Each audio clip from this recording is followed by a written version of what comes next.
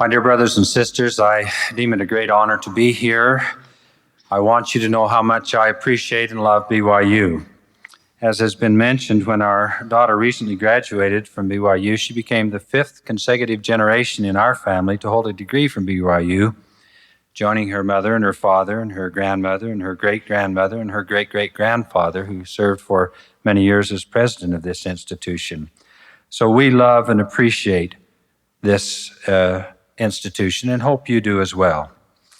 Now I ask for your faith and prayers that what is said today will be spiritually edifying to all. This morning I would like to speak about the importance of wise investing. I remember hearing one time that one wise investment is worth a lifetime of work.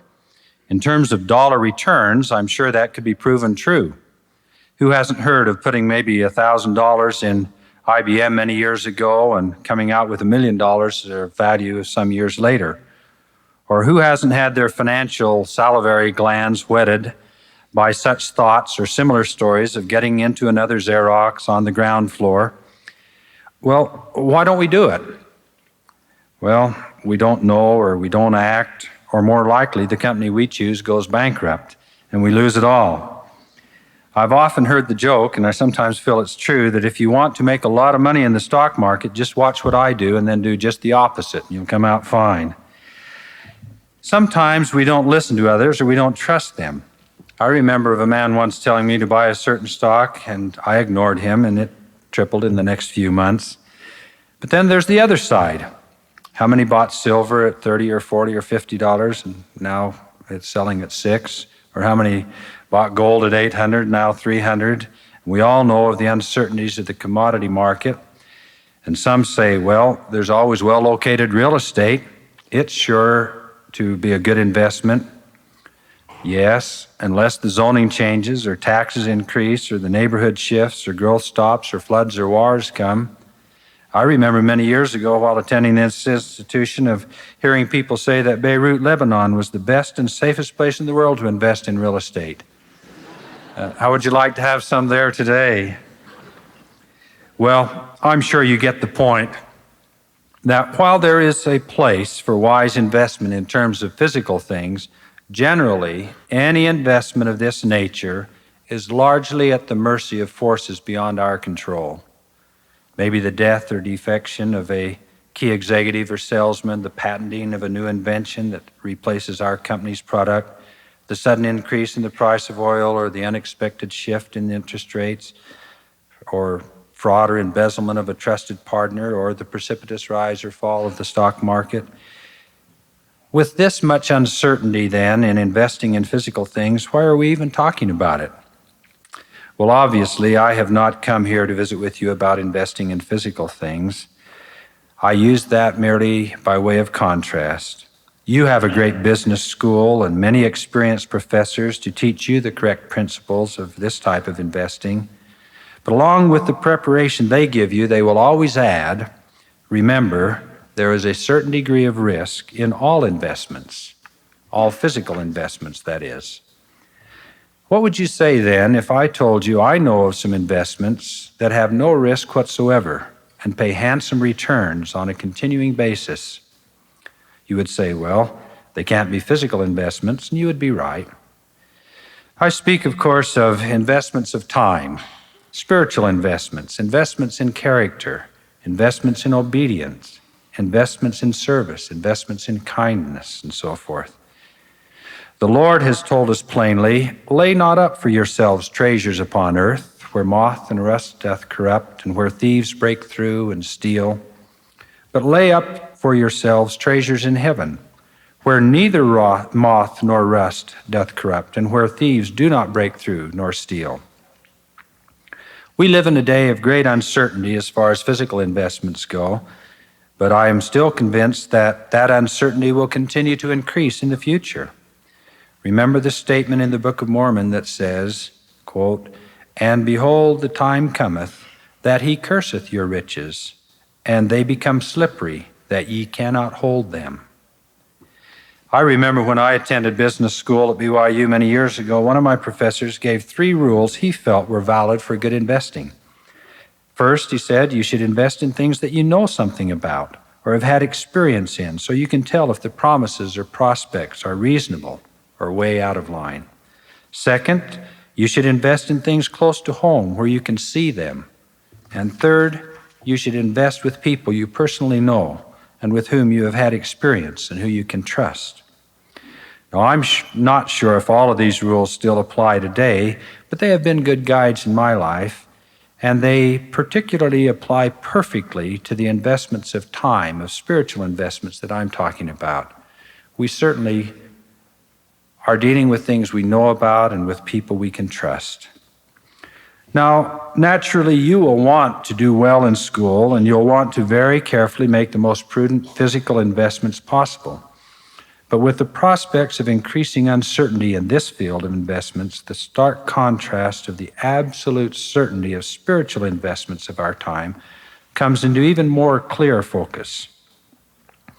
You see, in terms of physical investments, there are great differences. All of us are limited to the dollars we have.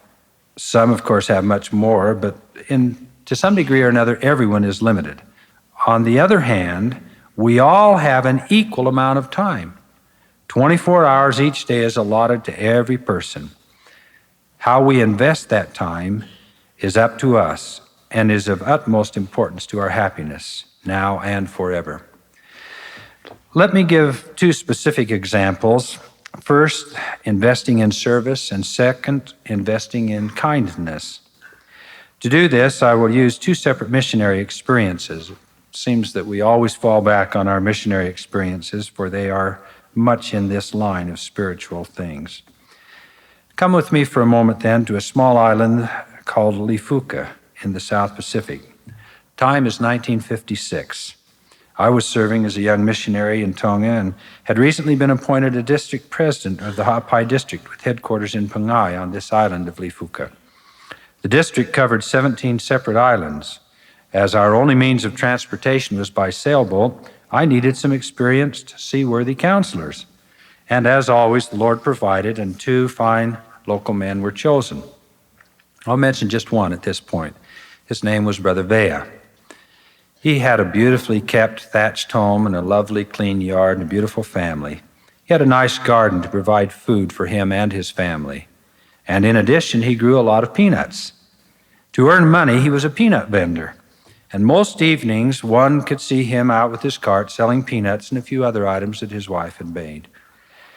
The best days and evenings for business were when there were shows or rugby games or fairs or other forms of entertainment in town. I don't know how many times we would have presidency meetings on the night of a big dance or a social, but never was I aware of him saying, "I can't come to meeting tonight," even though selling peanuts was his main source of income. Very often our schedule called for us to go to another island for a conference or for tracting or some other church business, which would take us away from Pangai right during the main rugby match or other large meetings. But never once did I hear Brother Vea complain or suggest we should change our schedule. He was committed to serving to the best of his ability in the capacity he was called to. He chose to invest in obedience and in service to others, often at the seeming expense of some worldly gain. Now let's follow that particular investment through. About 15 years later, as a regional representative, I was given a special assignment to the South Pacific. I had the responsibility of holding some meetings in California and then moving on to Honolulu and to other islands further south. We had two meetings scheduled in California, one in the evening and one the next morning. This involved several stake presidents from the area. As we began that evening and went through the agenda, I found myself feeling that we ought to finish the agenda that night and not stay and hold our meeting the next morning. So partway through the agenda, I announced that such would be the case. And of course, the various stake presidents said, "Why? We're all scheduled for tomorrow morning." And I said, "Well, I really don't know why, but that's the way it's going to be." Most stake presidents are pretty submissive when someone else is in charge. But so they agreed. We completed the entire agenda that evening, even though it was late. Then I began to wonder why myself. Why am I doing this? I didn't have reservations out the next day until the early afternoon because we were scheduled to go until noon. I wondered, what am I going to do with these extra hours? Well, I got up early the next morning, and as you would all do, I prayed fervently to know if there was something else I ought to do. I didn't have any especially strong feelings, but I thought, well, I'd better check. So I called the airport and said, I have a reservation on this particular plane. Do you have anything leaving before then? The man said, well, we have one leaving in 45 minutes. Where are you? And I told him what hotel I was at, and he said, oh, you'll never be able to make it. I said, well, do you have space on the plane? He said, yes. I said, well, let me give it a try. So I quickly gathered everything up, threw it in the suitcase, and charged off to the airport. As it turned out, I went straight to the gate and was the last person on the plane, but I did get on. I arrived in Honolulu 4 or 5 hours later and then thought, well, now I've really blown it. Here I am in Honolulu, the meeting I have is in Laie, and they won't be here to pick me up for several hours. What do I do now? Well, just a few moments later, I ran into a young man whom I've known in the mission field, and he said, what are you doing? And I said, I'm just waiting around. He said, I'm just on my way to the hospital. Did you hear that just the other night Brother Vea flew in from Tonga? He has some kind of disease and is over at the Queen's Hospital. I was just going to visit him. If you have a few moments, would you come with me? Sure, I said. Together we went to the hospital to visit Brother Vea. Now, this was the same man who had served as that faithful counselor I mentioned earlier. When we got to the hospital, the nurse wouldn't let us in. She said he's in very serious condition and only family members can visit him. I knew that I had to get in. Now, this was the first time that I began to feel for sure that this is what I ought to be doing. I said to the nurse, look, I've come several thousand miles to visit this man. He asked me to come and visit him. And I showed her my ticket, and I says, please let me in. Well, she looked at the ticket and says, well, if you've gone to all that effort, I guess I will let you in. So we went in. He was writhing in pain. His whole body was yellow with a very jaundiced condition because of a very serious kidney problem. His eyes were closed, and one could tell that he really hurt. I went over to him and said, Brother Vea, I've come to visit you. He suddenly stopped his writhing and opened his eyes. They were about as yellow as anything I'd ever seen. Then he said, oh, thank you. Thank you for coming. I knew you were scheduled for a conference in Tonga, and I knew that the only way you could get there was by coming through Honolulu. He then proceeded, all last night I prayed as fervently as I could that some way or another you would come and visit me. You see, I don't have any family here. I don't have a bishop here. I don't have home teachers here. I don't have friends here. I'm on my own, and I really need a blessing. I'm in a bad way. Would you please bless me now that you're here? Well, we administered to him, and as I began to seal the anointing, I thought that everything would be just fine. With his kind of faith, how could it be otherwise? But as is so often the case, that wasn't what the Lord had in mind. I won't go into detail, but basically I had the opportunity in that seating of telling him what the Lord had in mind for him and of actually specifying what he would be doing in just a short period of time. I was able to tell him that shortly he would be performing a certain service on the other side that was badly needed. In a way, it was a shock to me, but the Spirit was so strong that there was no question as to the Lord's will. When we concluded, he looked at me and simply said, thank you. Thank you very much. I really wanted to live here, but more than that, I want to do my Heavenly Father's will. I appreciate knowing what it is. We left, and hours before the plane I was originally scheduled to come on even arrived in Honolulu, Brother Vea was transferred from this sphere of existence to his next assignment. And he went with a great peace and calm in his heart. What a return on investment. I wrote to my wife about the experience. I remember receiving a letter from her saying, quote, folks dropped in tonight and I shared the letter about Brother Vea with them. I told them I had been thinking that we so often try to figure out why things happen when and how they do, and analyze and give reasons, the ins and outs and pressures and politics and so forth, and the busy schedule and assignment of the brethren. At times, all seemed to be playing their roles in determining when you needed to hurry and get away on this trip. And yet, in all due respect to the brethren and to their heavy responsibilities, I guess the Lord even uses such things to get his real purposes accomplished. A humble, faithful servant, unknown to most of the world, or the church for that matter, needed a blessing and a confirmation and of the calling from his Father, and our Father saw that he received it when the time was right. A 15-year investment paid off in such a quiet yet stunningly impressive way. And his service paid dividends of joy all through those years and will continue to pay increasing dividends throughout all eternity. Invest in service, what greater, what surer investment can we make? Let me talk about investments in kindness for a moment. I will again relate an incident that happened earlier on this same mission to demonstrate how investing in kindness, that is, being kind to other people and not expressing anger or judgment, goes into some sort of an eternal realm, an eternal help bank, if you will, to be drawn upon by ourselves and by others when the need is there. We have blood banks and financial banks that we put into and draw out of. We understand these types of banks and how they work.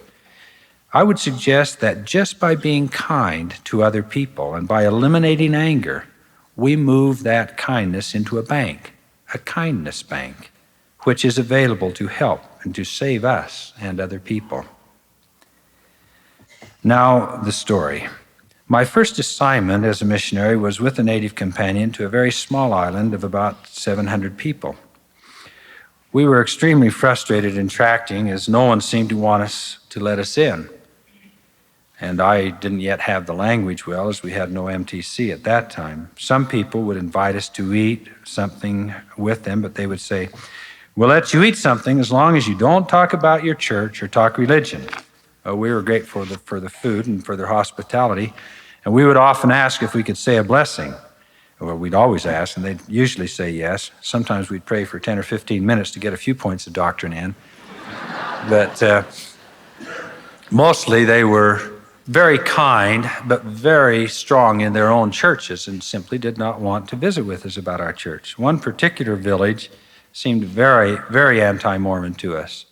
Many days we would tract all day and not get into a single home. Then one day we did get into a home in this village. It was the only one in the whole village we ever got into. They seemed nice and invited us back.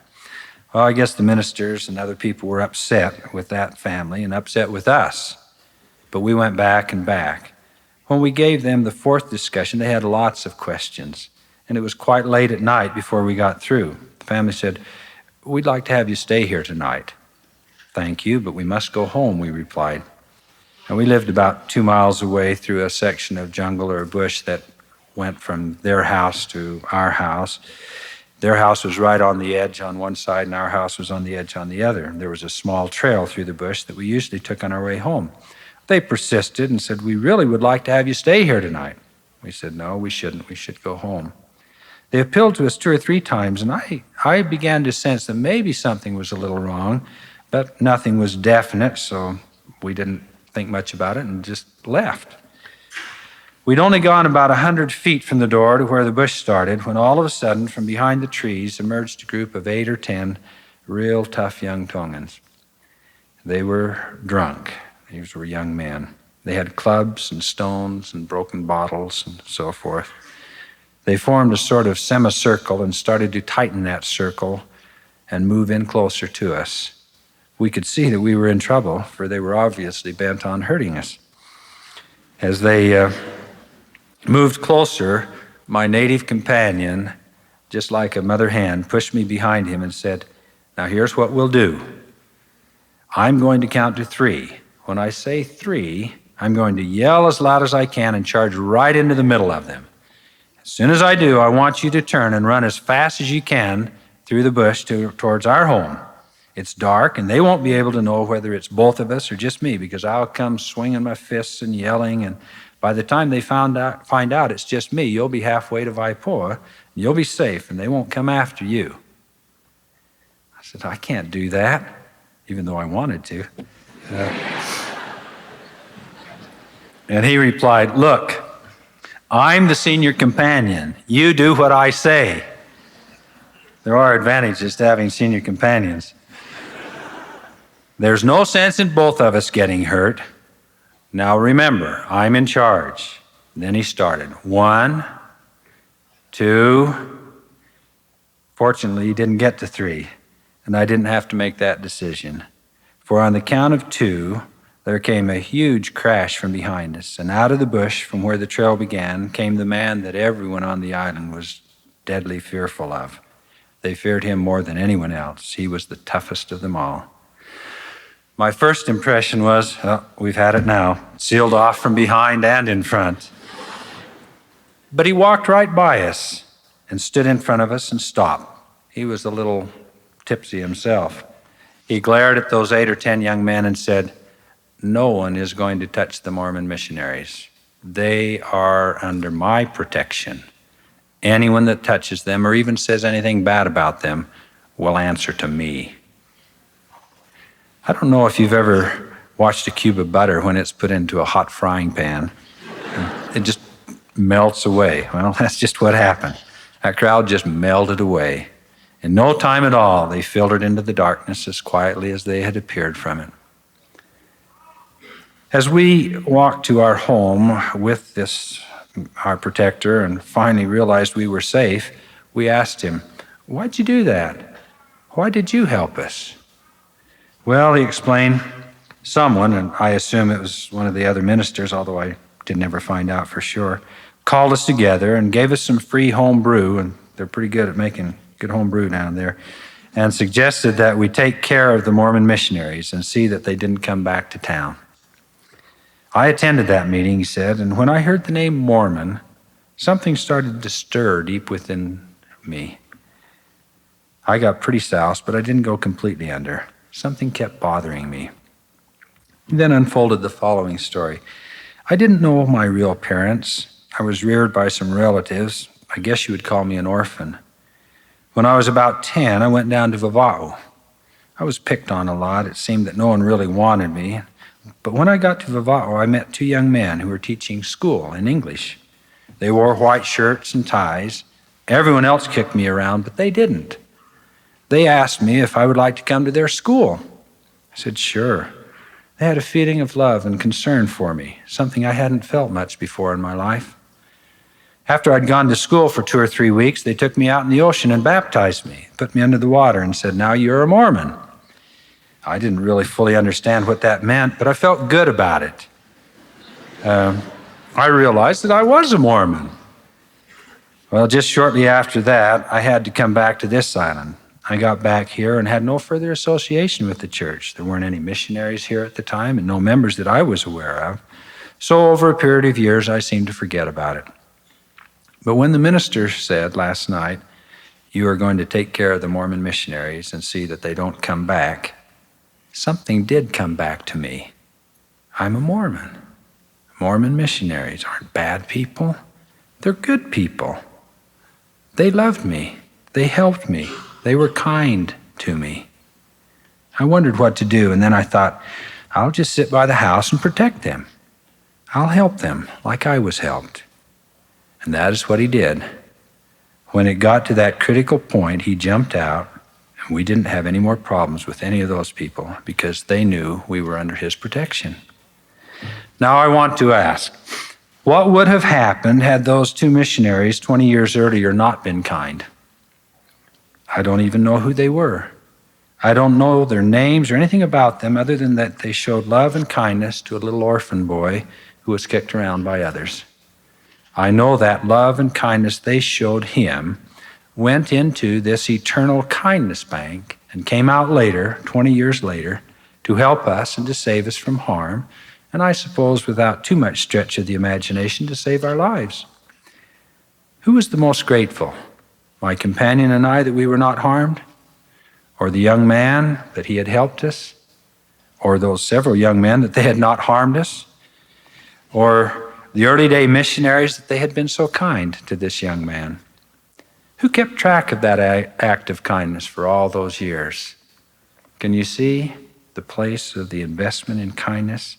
Can you see how being kind and doing kind deeds continues on forever and pays eternal dividends and blesses countless people?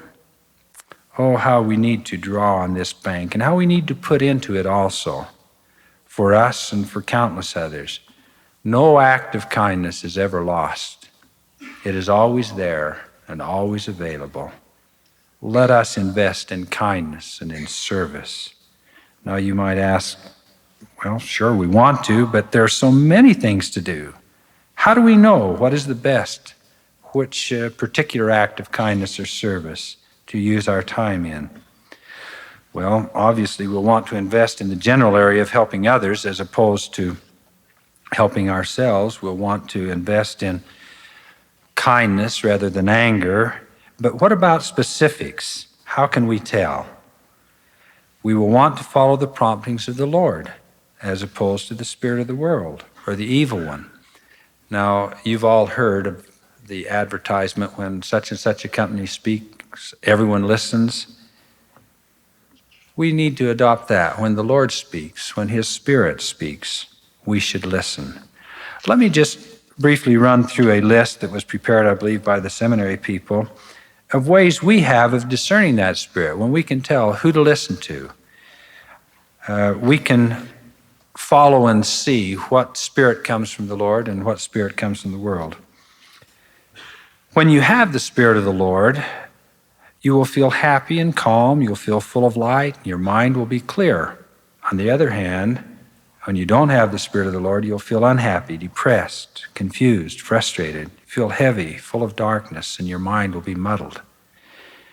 When you have the Spirit of the Lord, your bosom will burn with love for the Lord and for others, and you will feel very generous and want to help others. When you don't have the Spirit of the Lord, you will feel empty and hollow and cold inside. You will feel selfish and possessive and self-centered. When you do have the Spirit of the Lord, no one can offend you. You'll be very forgiving and very kind, and you'll feel confident in what you do. Whereas if you don't have the Spirit, everything anyone does will seem to bother you, and you will always be on the defensive, and you'll become discouraged easily. When you do have the Spirit of the Lord, you don't mind anyone seeing what you're doing. You feel outgoing, anxious to be with others, especially family members. When you don't have the Spirit of the Lord, you become secretive and evasive. You want to be alone. You avoid others, especially family members. When you have the Spirit of the Lord, you're glad when others succeed. You want to make others happy, even those who oppose you. You bring out the best and say the best about others. But when you don't have the Spirit of the Lord, you are envious of what others do and what they say and what they have. You want to get even and to show others up. You're critical of others, especially family members and those in authority. When you have the Spirit, you gladly and willingly perform church work. You feel like praying and studying the Scriptures. Whereas when you don't have the Spirit, you feel hesitant, unworthy, and unwilling to perform church ordinances or attend church meetings. You don't want to pray and you don't want to study the Scriptures. When you have the Spirit of the Lord, you just wish that you could keep all of the Lord's commandments all of the time. When you don't have the Spirit, you find the commandments of God and the rules of your family bothersome and restricting and senseless. I wish you could do away with them. When you have the Spirit of the Lord, you feel you have control of your appetites and emotions. Food and sleep are in moderation. You have sexual restraint, recreation that is wholesome and moderate. You are calm and control your speech. You feel no anger. Whereas when you don't have the Spirit of the Lord, you become a slave to your appetites. Your emotions become passionate. Overindulgence in food, sleep, sex, stimulating entertainment, loud music, strong anger, outspokenness all become part of your character. When you do have the Spirit of the Lord, you feel a deep desire to help others, usually in a way that no one else will know about. When you don't have the Spirit of the Lord, you want to make sure that all the help you give others is duly noted by them and by the world and well advertised. When you have the Spirit of the Lord, you speak and think only good about others. But when you don't have the Spirit, you look for and find evil in others and broadcast it, because you can find what you look for. When you do have the Spirit of the Lord, you feel sorrow when others have problems and sincerely desire to help them in a quiet, unobtrusive way. But when you don't have the Spirit of the Lord, you question others' motives and secretly delight in other people's problems and say, I'm glad I'm not that way. In fine, you realize when you have the Spirit of the Lord that your thoughts and your actions are open to God and there are no secrets from Him. Whereas when you don't have the Spirit of the Lord, you feel that what you do and think is only your business and no one else knows or cares or should be concerned. I think that if we will listen to those types of spirits, we will have a clear understanding of when we're being guided by the Spirit of the Lord, by the Spirit of light, the Spirit of truth, and when we're being guided by the Spirit of the world. Investing in things that the Spirit of the world guides us in creates uncertainty and will not pay off well. But investing in things that the Lord guides us in creates certainty, assurance, and will pay off handsomely. I plead with all of us then to invest our time in those things, in those areas, with those people that the Spirit of the Lord prompts us to do. The opportunities are all around us, but we must listen for them and then act upon them. President Kimball recently said, God does notice us and He watches over us, but it is usually through another person that He meets our needs. And that's, of course, to give opportunity to serve. Just stop and think for a moment of the whole world, the whole universe, literally filled with cries and pleas for help. Let me just compare this briefly to a radio. Most of you have had experience with regular radios, and some of you have had experience with powerful shortwave radios. If your only experience with the radio has been in automatically going to the nearest rock station or to one or two predetermined stations that you're familiar with, you should really try sometime to experiment with a powerful shortwave radio. It's amazing what can happen. While most of us live with the close-range, familiar FM bands, when we switch to the powerful shortwave band, a remarkable thing happens. Instead of the bright, clear, familiar stereo sounds that lull us into the sense of moodiness with no effort on our own, we suddenly find static and distant voices, fading music, foreign tongues, strange sounds, dots and dashes, low-pitched hums and high-pitched squeals. We can no longer relax with the effortless familiarity of the big sound, but must painstakingly tune the dial and carefully and even strainingly attune our hearing and rivet our attention to a combination of sound and touch and feel and understanding. Where are these sounds coming from? Why do they fade in and out? What is the meaning of the high-pitched hums and the low buzzes? And what is the interpretation of the foreign-sounding words? Is the music coming from Mexico or the Canary Islands or maybe far off Africa? It's a fascinating experience, but we soon tire of it unless we get some meaning out of it. If we have no meaning, we find ourselves falling back into the familiarity of the big sound with its no-effort vibrations, filling our rooms and dominating our moods. But we must make the effort. We must hear the cry of others, those unborn, those untaught, those unhappy, those unbaptized, those unmissioned, those unwell, those unsealed, and so forth. It seems to be the nature of man to try to shield himself from things different. How desperately we attempt to move in the circles of familiarity, of little or no effort, lulled into the security of sensing no need for change as the big sound we are used to comes through so clearly. But we must change. We must extend our efforts. We must begin to suffer the discomfort, if you will, of the shortwave band. We must attempt to understand those unclear sounds and unfamiliar languages. We must even strain to gain comprehension of what is being requested, what is needed, and how we can best fill that need. We must, in fact, move into the unknown, become a full partner with God, and attune our souls to the hearing and answering of the pleas of help and needs of others. It will always present a challenge. All growth requires effort. All growth requires overcoming. I don't know what your test or challenge will be. It may be postponing marriage or postponing children or such a simple thing as postponing a haircut or a mission. But I testify from personal experience and deep assurance that the best possible investment of your time will be in being obedient to the promptings of the Spirit, doing what you know is right.